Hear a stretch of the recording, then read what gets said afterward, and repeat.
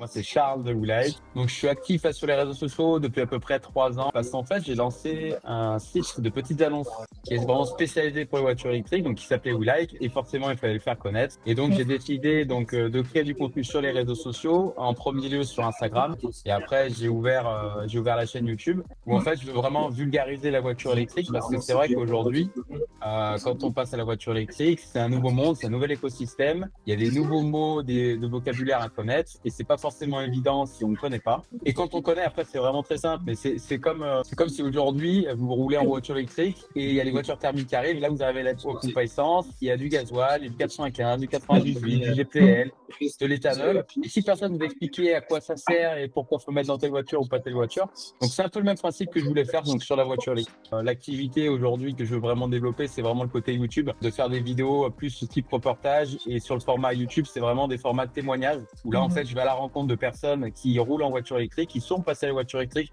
récemment ou depuis longtemps, et le but c'est de faire des interviews de leur propre expérience parce qu'aujourd'hui je donne pas mon avis, c'est vraiment la preuve par l'exemple, tout simplement.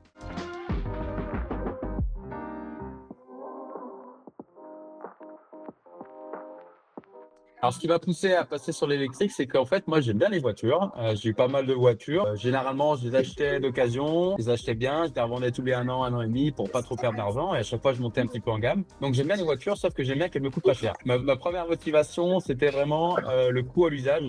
C'est vrai, quand on achète une thermique, il y a quand même les révisions à faire. L'essence, ça coûte quand même un certain budget. Quand on fait le calcul à l'année, c'est facilement entre 2000 et 2500 euros. J'ai fait un tableau, tout simplement, avec des calculs, et je me suis dit, OK, donc si demain je passe à l'électrique, combien je peux économiser? Et aujourd'hui, en gros, j'économise, c'est ça, entre 2000 et 2500 euros par an, comparé au carburant en électricité. Et du coup, ça paye les semaines de vacances ou ce genre de choses. Et le deuxième côté qui est arrivé aussi, c'est le côté hyper confortable de conduire. Pas de bruit, même si j'aime bien les voitures qui font du bruit, c'est pas incompatible, hein. Mais du coup, non, le côté vraiment super, super à conduire, il n'y a rien de plus simple. C'est hyper silencieux, c'est hyper confortable. Et du coup, forcément, pas d'entretien non plus derrière. Donc, encore le côté financier qui revient. Les voitures électriques, c'est un peu des voitures de radin. Donc, pas forcément radin, mais c'est des personnes qui font attention à leur budget. Même si aujourd'hui, il y en a qui vont dire oui, la voiture électrique, c'est plus cher à l'achat, etc. Alors, franchement, pas forcément, parce que il y a un argument que je mets souvent sur les réseaux sociaux, c'est qu'aujourd'hui, si vous faites 2 pleins d'essence par mois, soit à peu près entre 150 et 180 euros de budget d'essence par mois, tu peux très bien contracter un prêt à la banque de 10 000 euros, et des voitures électriques d'occasion à 10 000 euros. Aujourd'hui, tu commences à avoir de la 208, de la e-Corsa, de la Zoé, qui peuvent très bien répondre à 90% des besoins d'un couple. Et c'est une parfaite seconde voiture. Donc le côté du budget aujourd'hui, moi je trouve qu'il s'efface de plus en plus, et encore moins sur l'occasion. Que vous aimez pas, ça vous regarde. Mais en tout cas, il y a une réalité, c'est que économiquement parlant, une voiture électrique est beaucoup plus avantageuse. Après, il y a aussi le côté pourquoi je passais à la voiture électrique, le côté on va dire écologique, même si aujourd'hui moi j'aime pas trop en parler parce que si on veut être écolo, on n'utilise pas de voiture, que ce soit une électrique, une thermique ou quoi que ce soit. Même j'ai envie de dire une trottinette électrique, un vélo électrique, on n'utilise pas. Mais en tout cas, là où c'est intéressant, la voiture électrique, c'est pour les personnes qui n'ont pas d'autres solutions que la voiture. Je ne parle pas forcément pour des personnes citadines, mais pour des personnes rurales. Moi, j'habite au nord de Lyon, dans le Beaujolais. Il y a des personnes qui habitent à 10-15 km d'un supermarché. Malheureusement, il faut utiliser une voiture, et c'est là où la voiture électrique est une meilleure alternative.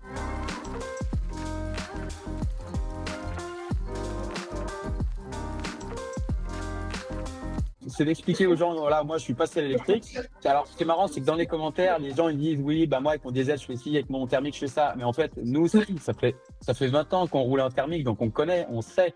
Quand je suis passé à l'électrique, le but c'est de montrer un petit peu le quotidien de personnes qui roulent en voiture électrique, comment ça se passe une recharge à la maison, comment ça se passe une recharge sur autoroute. Après oui, quand on me tacle, moi je suis assez taquin, j'aime bien, voilà, il y a certains arguments qui ne sont pas vraiment fondés, et surtout souvent c'est des personnes qui n'ont jamais testé ou jamais conduit de voiture électrique. Donc, quand tu dis que tu n'aimes pas, que tu as essayé, pas de problème, c'est argumenté, il y a vraiment un échange derrière, et ça ne te convient pas. Par contre, c'est les personnes qui disent que c'est de la merde, ça marchera jamais, etc. Déjà, quand tu regardes les chiffres, ça marche. Et deuxièmement, je t'invite à en essayer, pas sur une journée, mais sur une semaine, 2 semaines, un mois. Aujourd'hui, tu peux faire de la location en très courte durée. Tu vas te louer une voiture, tu essayes et tu te fais ton propre avis. Et moi, je le vois dans mon entourage. Là, j'ai plusieurs potes qui sont passés à l'électrique suite aux vidéos que je fais sur une bande de 10 potes. Il y a plus de la moitié qui roule en voiture électrique. Et aujourd'hui, quand je prends des passagers dans ma voiture, voitures qui sont soit anti-voiture électrique ou qui ne connaissent pas et qu'on fait des longs trajets, on est déjà descendu dans le sud, on a fait 700 bornes, il n'y a aucun problème, quoi. Et c'est là où ils se rendent compte, ils disent, ah ouais, mais en fait, on est à milieu de ce qu'on voit à la télé, quoi. Par contre, là où il faut faire attention en électrique, c'est qu'aujourd'hui, tu ne peux pas acheter une citadine électrique de type, allez, on va dire une Zoé, sans recharge rapide. Et si tu veux aller faire un petit road trip en Espagne, bah, malheureusement, tu peux le faire, mais ça va être plus compliqué. Alors que oui, en thermique, bah, tu achètes une petite Polo et tu peux faire tes 500, 600, 700 bornes, voilà. Et c'est là aussi, il faut être bien informé du sujet, c'est que quand les personnes recherchent une voiture électrique, il faut vraiment identifier ses besoins et de choisir une voiture qui correspond à ses besoins.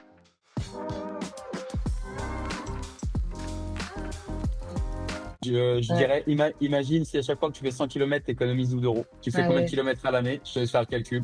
Et ça, généralement, un truc tout con, j'ai une Renault Zoé. Je l'ai acheté 12 800 euros il y a 3 ans. Donc aujourd'hui, elle en vaut un peu moins de 9 000 euros sur le marché. J'économise entre 2 000 et 2 500 euros par an. Donc on va faire un compte rond. Donc c'est-à-dire qu'en 3 ans, par rapport à ma voiture thermique que j'avais avant, c'était le 308 essence, j'ai déjà économisé 6 000 euros. Donc j'ai déjà économisé plus de la moitié du prix de ma voiture. Et je l'ai gardée que 3 ans. Mais si je la gardais encore 3 ans, bah en fait la voiture, par rapport à ma thermique, elle est payée.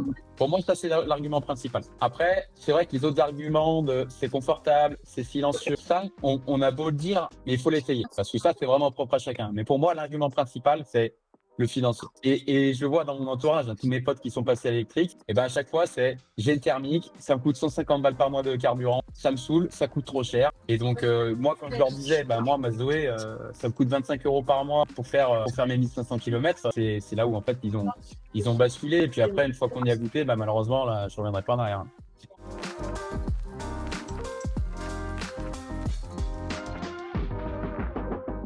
La question qui revient le plus, c'est quoi l'autonomie? La question de l'autonomie, elle revient souvent et malheureusement, c'est pas ça qu'il faut regarder. En fait, quand vous achetez une voiture électrique, ce qu'il faut regarder, c'est la puissance de recharge. Alors certes, l'autonomie, il faut la regarder, mais pas en premier. Un petit truc tout bête. Là, moi, j'ai une Renault Zoé sans recharge rapide. Elle a une autonomie de 300 km. Je l'ai prise. Alors, pour certaines personnes, d'avoir une Renault Zoé sans recharge rapide, c'est une aberration, ça fonctionne pas parce que ça convient pas à leur usage. Moi, j'avais pas besoin de faire de trajet sur autoroute avec cette voiture-là, même si j'en ai fait quelques-uns, mais c'était pas un critère de choix, la recharge rapide sur cette voiture-là. Par contre, là, la deuxième, maintenant aujourd'hui, je suis amené à faire un peu plus de déplacements, mais j'aime pas non plus m'arrêter une demi-heure, 3/4 d'heure pour recharger. Donc, du coup, j'ai dû choisir une voiture qui me permettait de faire une recharge de 10% à 80% en 15-20 minutes. C'est pour ça que, du coup, j'ai une Hyundai Ioniq 6 qui recharge très vite. Et là, pour le coup, elle, c'est le combo des deux. C'est-à-dire qu'elle recharge très vite et elle a une très bonne autonomie. J'ai à peu près 450 km sur autoroute, 620 sur un cyclomix. Donc, c'est comme une thermique, hein, clairement. On va dire, c'est ce qui fera que la voiture est polyvalente ou non. Ma Zoé, clairement, il n'y a pas la recharge rapide, donc du coup, elle n'est pas polyvalente. C'est vraiment pour un usage précis et je ne vais pas la prendre aujourd'hui pour faire Lyon, on fait juste toutes les semaines. Et après, ce que moi, je prône, et on est plusieurs aussi youtubeurs spécialisés à prôner ça, moi, je suis de la team petite batterie, recharge rapide. Parce que je préfère avoir une petite batterie, donc la voiture coûte quand même moins cher et il faut quand même moins de matériaux, moins extraire de minerais, etc. pour produire une toute petite batterie, forcément. Mais par contre, je suis anti-SUV avec des batteries de plus de 100 kWh où là, j'ai pratiquement 3 batteries dedans. Là, moi, j'ai un souci au niveau écologique, c'est qu'on ne peut pas véhiculer ce message-là. Et en plus, tu fais des SUV, c'est des tanks, ils n'ont aucun aérodynamisme. Tu consommes 3 fois la consommation d'une voiture lambda. Donc, c'est ça où il faut faire un petit peu attention aussi. C'est au-delà de l'autonomie, il faut regarder quelle est la consommation de la voiture. Donc, forcément, plus la voiture est lourde, plus c'est un cube, plus ça consommera.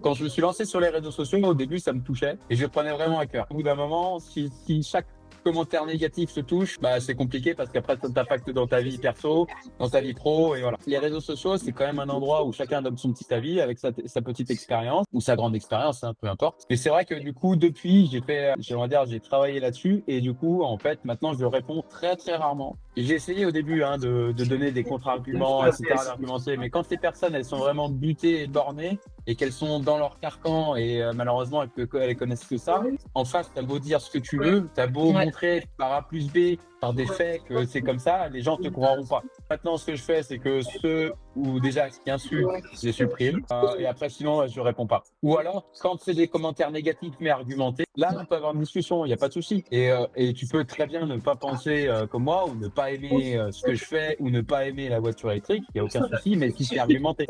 Mais encore une fois, c'est mon avis contre ton avis. Moi, le commentaire qui m'énerve le plus, c'est les gens qui disent l'électrique, c'est de la merde. Tu fais une accélération au péage, t'as plus d'autonomie. Tu mets ton chauffage, t'as plus d'autonomie. Je sais pas si t'as suivi un petit peu, mais il y a 1 an et demi, avec Alex et JT de la chaîne EV, qui est une grosse, qui est là, on va dire la chaîne numéro 1 autour de la voiture électrique. On a traversé l'Europe en voiture électrique et on a battu un record. Le concept, c'était, on est 3 dans la voiture et on s'arrête que pour faire les recharges. Et sinon, on trace, on part du sud du Portugal jusqu'au Cap Nord en Norvège. Donc ça faisait 5665 km. On est parti le vendredi à 17h et on est arrivé le lundi matin à 9h. On a pu montrer que en voiture électrique, on peut faire des longues distances, que le réseau de recharge s'est fortement développé aussi parce qu'on a rechargé dans 9 pays différents. Aujourd'hui, les infrastructures de recharge, il n'y a pas de souci. Et ce qui était intéressant de voir, c'est que le pourcentage moyen à l'arrivée aux bornes était à 27%. Donc c'est-à-dire que on aurait pu prendre plus de risques et notre temps moyen aux bornes était de 18 minutes. Donc en fait, on est loin parce que des fois, pareil, dans les commentaires, on voit les gens, ouais, si je vais sur autoroute, il me faut 3 heures pour me recharger, pour partir. Ben non, en fait, c'est juste qu'il faut de la bonne voiture. Et même aujourd'hui, si tu prends la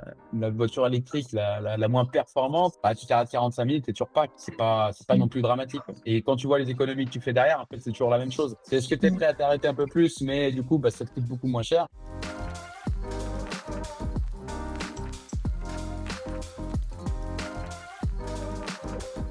Le défaut, il est assez simple et il ressort quand même assez souvent. C'est qu'aujourd'hui, si tu habites en immeuble et que tu n'as pas de solution de recharge à domicile, c'est vrai que ça peut être un peu compliqué ou contraignant. Ça demande une organisation qui est complètement différente. C'est vrai qu'aujourd'hui, la configuration parfaite, c'est une maison, une borne chez soi.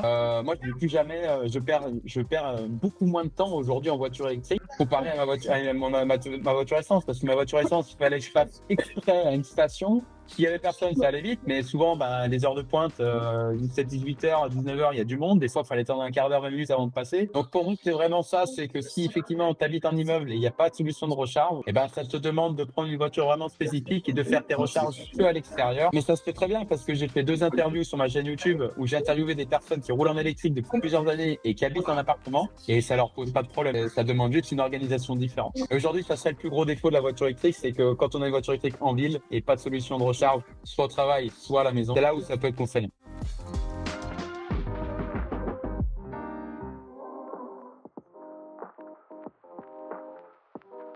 Quand c'est sorti, allez, on va dire, il y a 6-7 ans, c'était les catégories socio-professionnelles un petit peu plus aisées. Tu prenais une Renault Zoé, ça coûtait 35 000 euros. Ça fait cher pour une citadine. Alors oui, il y avait des aides, il y avait les primes à la conversion où ça facilitait le passage. Mais c'est vrai qu'aujourd'hui, la personne qui roule en électrique, j'ai fait plusieurs, on va dire, personas avec les business que j'ai lancés. Et en gros, c'est des personnes entre 35 et 45 ans qui gagnent entre 60 à 80 000 euros par an dans le ménage et qui habitent en maison. C'est soit des cadres, soit des salariés ou soit des chefs d'entreprise. Mais c'est en train de tout changer parce qu'il y a de plus en plus de voitures électriques qui arrivent sur le marché d'occasion, de plus en plus accessibles. La technologie a quand même évolué. Il y a des infrastructures de recharge maintenant, il y a des bornes de partout. Et donc maintenant, c'est en train de changer et on voit qu'effectivement, les catégories socio-professionnelles un petit peu moins aisées, ils commencent à passer aussi à l'électrique et ils se rendent compte que c'est hyper intéressant et financièrement, c'est hyper intéressant aussi. Là, quand on prend de 2020 à 2025, déjà le changement il est dingue. Et là, de 2025 à 2030, ça va être encore un gap de fou.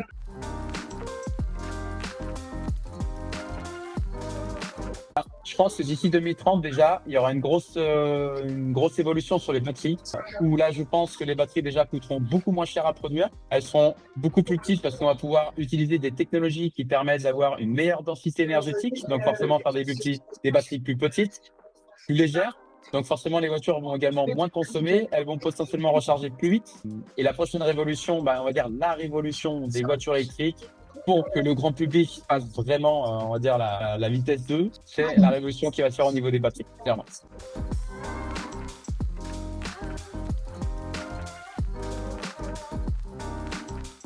J'aime beaucoup le branding qui est fait autour de cette marque-là. Les véhicules, je les aime beaucoup. Après, point de vue électrique, c'est pas les meilleurs. C'est-à-dire que c'est pas celles qui auront la meilleure efficience, qui vont recharger plus vite et qui auront la meilleure ergonomie avec le système d'infodivertissement. Mais en termes de look pur, il y a une marque que j'aime beaucoup, c'est Polestar. En fait, c'est une filiale du groupe Geely.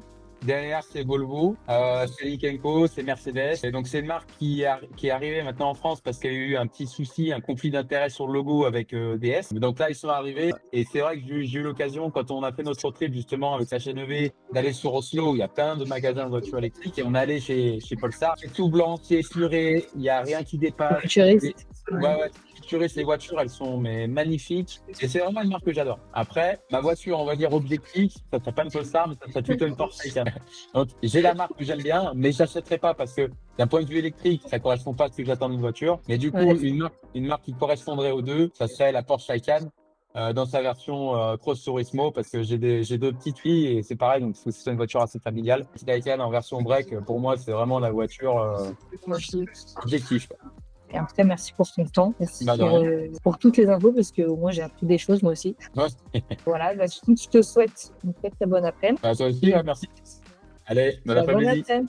Toi Merci, aussi. salut. Bye.